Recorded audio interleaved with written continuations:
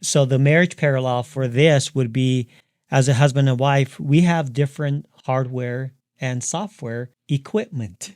Oh, wow. We went there. Yeah, we do, right? I didn't realize that's where you were Just going with that one. biologically, we have different hardware and software equipment that we get to utilize for the glory and the kingdom of Jesus Christ. Yeah.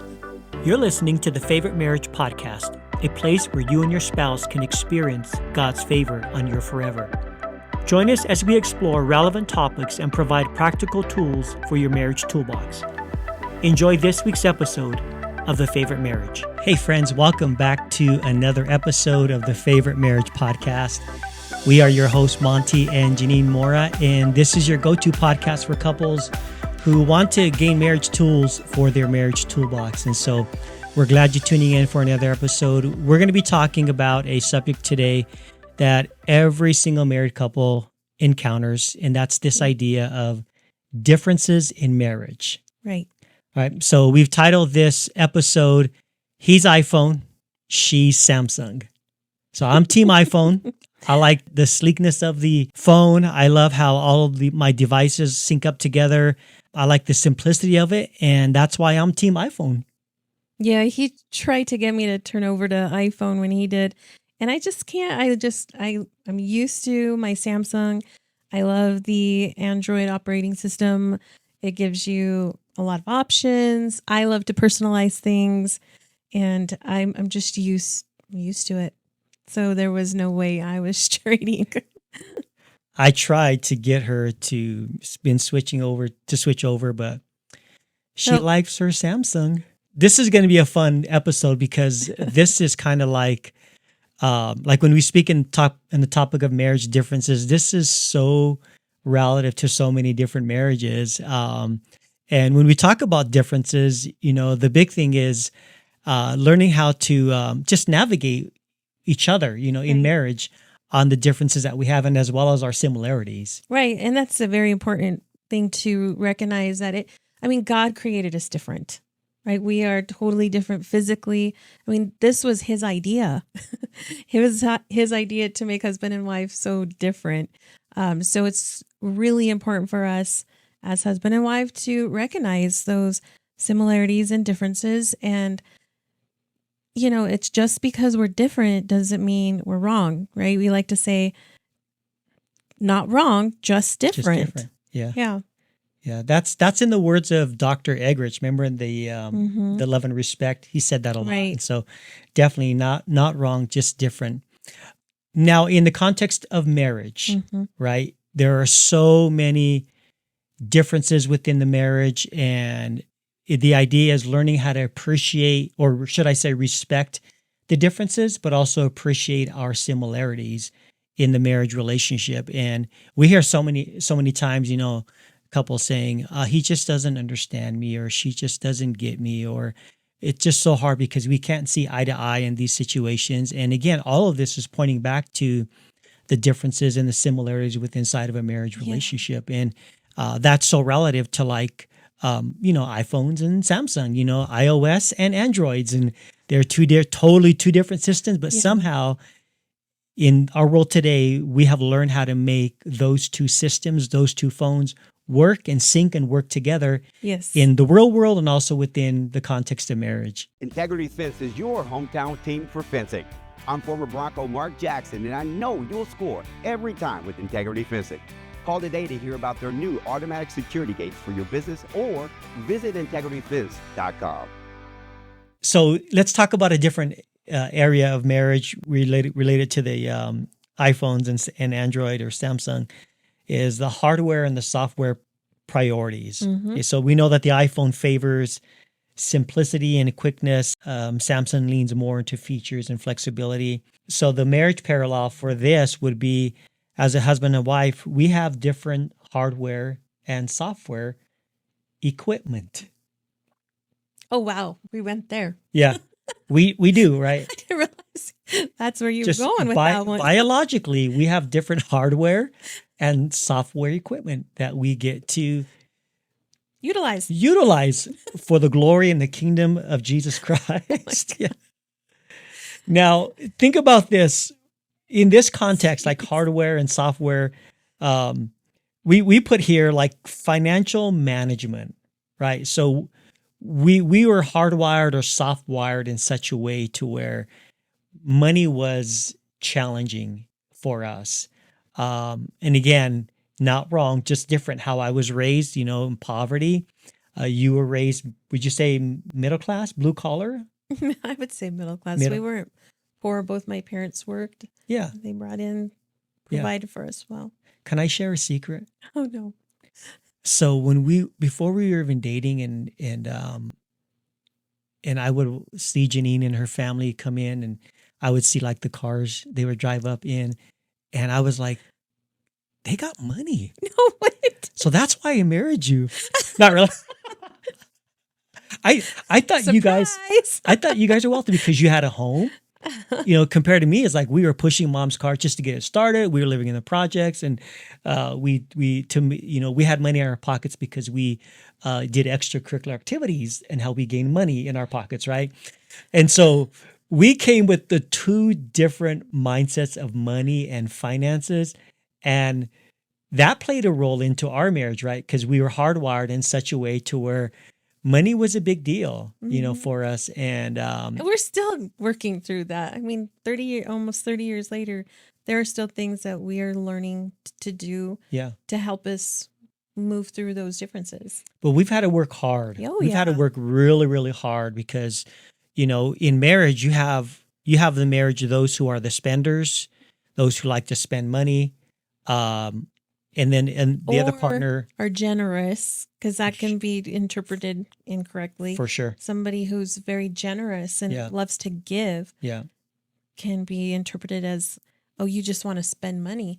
When really that's just a desire in their heart is to bless people. Sure. And so, that's another, area. And that was a frame that was a filter I had to change in my own life, regarding that. Whereas you have other spouses that are more like the savers, the thrifters, and that's more on my side, and can save and hold on to $1 for a year, things like that. Just joking.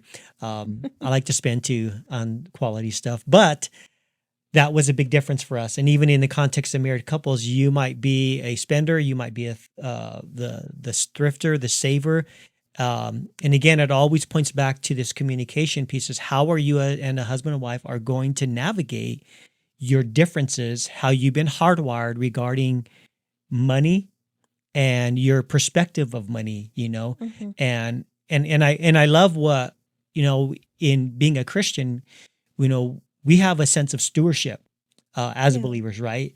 Of how we manage our resources. And we have to be good managers of the resources God has given to us. And so adding into this way we've been hardwired, being Christocentric, having a Christ-centered marriage, a Christian-centered marriage, that just play into how we utilize, save and spend money as well. When you just have to recognize the seasons you're in as well. Because when we came into marriage, you and I were in a totally different, just financial place than what I came out of. I remember... So like the first time for holidays, and I was just used to, like, mom would take me out to get a new outfit, and it was just like, it was hardwired in me that, like, even on Cinco de Mayo, you look at it. It was not that bad. It was not that bad. It was like Christmas, Easter, and then you were just like, why? You have clothes in your closet. So just things like that, but recognizing the seasons you're in and just learning to come under that. And I had to learn, like, to make do with what I had.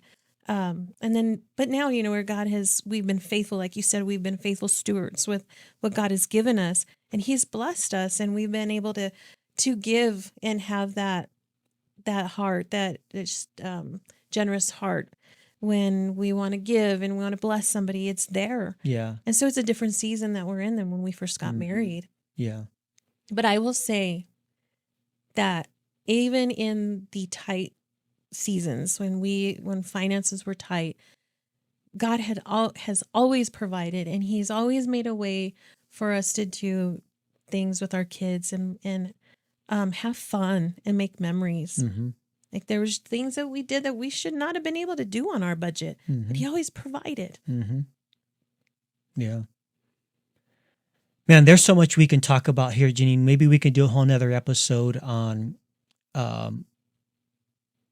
combining your money, your resources, because I know a lot of couples operate in different bank account systems and his money, her money, and some couples have made it work very well in that context. Other couples see that as a threat to the marriage of hiding and you're keeping back this money from me and things like that. But that's a whole nother episode. Well, we could keep going but and just make it part 2. But it is a reality. And I would say the important thing about money management in the context of marriage,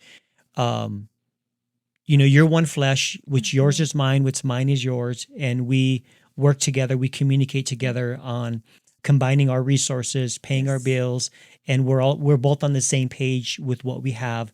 There's no hiding of money, unless I'm going to buy you something special for your birthday or for Christmas or vice versa. But there's no consistent hiding of money. Yeah. Like I have this much money here and she doesn't know about or he doesn't know about. Big amounts. That's really that can create a lot of problems. But we can tackle that on a different episode. But I think that's huge. I just want to throw that little drip into this piece of it. What else do you think for compatibility pieces? iPhone, Samsung. I'm thinking of the sharing compatibilities, how the phones can share, like AirDrop. Oh, yeah. Like iPhones can AirDrop information, contacts. Cool. I'm not going to lie that I kind of get jealous when people's like, AirDrop me something. I'm just like, but I'm sure there's a way. See, that's also when you're not as tech savvy and you don't know how to use your device to the ability that it's capable of. That's another challenge. Yeah. Because I'm sure there's so much more that I can do with my phone that I just haven't learned how to do. Like the whole paying with your phone thing. Yeah. Saw someone doing that the other day, kind of got jealous, and I know I can do it. Yeah. Just haven't figured it out. Apple Wallet's pretty cool, but you don't have it on your phone. So. But I have Samsung Wallet. Yep. Yes, so I can do it. Do you pay with your phone?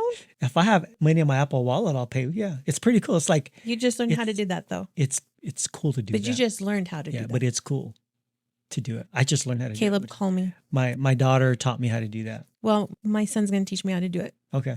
Yeah, because I only have one child who still is Android. Yeah. So Apple uses AirDrop, Samsung uses QuickShare or Bluetooth Android Beam. Mm-hmm. So it's like you guys can do like Beam Me Up, Scotty, and we can do like AirDrop. No, so let's point this to the marriage idea. So the way phones share information, the way husband and wife share information, and of course it's the big C word, communication, right? Yes. And there's always the challenges, similarities and differences of how a married couple communicates with different communication styles, right? My style, the way I communicate is totally different from your style and vice versa. But that's one area where you actually taught me a lot in how to communicate, because I communicated very passionately, I would say. And you had a not so good way of teaching me at first when you would just say, calm down. Those were fighting words. Or CD. Like putting it into an initial was any better. Yeah. Like, no. Well, so passive aggressive. Yeah. Yeah. So that was some rough waters working through that. But it was needed. Mm-hmm. Like I didn't realize like the way I communicated was so loud or so offensive to the person on the other side of whoever I was talking to. Mm-hmm. And so learning how to do that, just quiet down a little bit. So a difference that needed to be tweaked. Mm-hmm. That was for my benefit. Yeah. And for the people I communicated with, their benefit as well. Yeah. Yeah. And even like like men in general and women in general are just totally different when the way they communicate. Men tend to be more processors. Now, I'm not saying all men. Yes. Most men, they're processors. They are not. They compartmentalize. They put communication in certain boxes, Mm-hmm. and then when it's appropriate to communicate, they pull out that box and they talk about that thing. Then they put the box away. Whereas for women, wives, ladies are more. Everything is interconnected like spaghetti. You know what I mean? The communication impacts everything. Communication is everything. We could tie everything together For sure. from the evening, well, even since last week till today. Yeah. 2 years ago. There's a lot that just stays connected Yeah. in our minds, and so we can just go from one thing to the other, just like that, like just quick. Yeah. But we've made it work. Yes, we have. Yeah. What's the other final thing here? Recharge. How we charge. The recharge. Yeah. So you think about like the charging This is system so good. of the iPhone. They give you a specific charging block that's specific for the iPhone. And I made the mistake trying to charge my iPad with a regular cord besides the iPhone, and it fried my iPad. Unrepairable. I had to go buy me a new iPad. This iPad right here is new because of that. Yeah. And you think about, how does a couple recharge? How do I recharge as a man? How do you recharge as a woman? Different. Goes back to the introvert, extrovert type of thing. Like, how do you recharge? Like, what re-energizes you?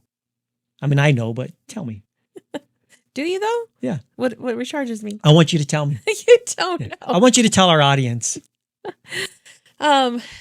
Family recharges me. Yep. So Friday when we went down to Pueblo, I just really needed a mom hug. I needed to see my daddy. That recharges me. I mean, we sat there, not conversing too much when we were watching the fights, but just being in the environment that recharges me, being with family. Yeah. Being with the kids. Yeah, being with the kids, looking forward to this weekend, to be with the boys. It's Mother's Day weekend, and then you're bringing back our baby girl from college. So I'm really looking forward to that. Like, I'm already excited, and it's Sunday. So that, and then sometimes I just like anything like artistic, like just coloring and journaling, those kinds of things. Mm-hmm. What about you? Yeah. How do you recharge? I recharge by silence. By nature, I'm an introvert. By trade, pastoral and working in the community as a leader, I have to be an extrovert. And some people would say, you wouldn't surprise me as being an introvert. I am by nature an introvert. I recharge by being alone. I recharge by being silent. I recharge by taking a good nap. I recharge by just spending quiet time with the Lord. Just aloneness. I love to just to be alone, maybe just taking a walk or not saying anything, taking a drive. That's how I recharge. And that's my cord. Yeah. Yeah, that's my block. I think just being married, as long as we can recharge with each other's different ways. Yeah. Because like a walk for me would be great too, just listening to worship music.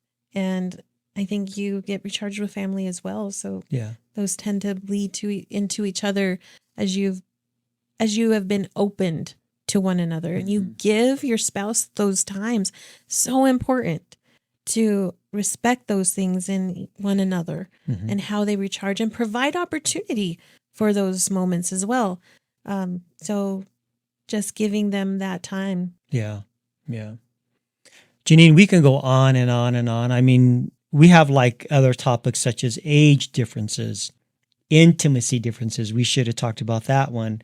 Household chores differences, resolving conflict differences. I mean, all of these are so many good, pieces of information, and so we're going to try to do our best over the next, hopefully the next few months, we can talk about some of these things. As a matter of fact, I got a text message this morning from a listener asking, can you guys talk about age differences in marriage? And that's a huge one right there, and so you're way older than me. Yeah.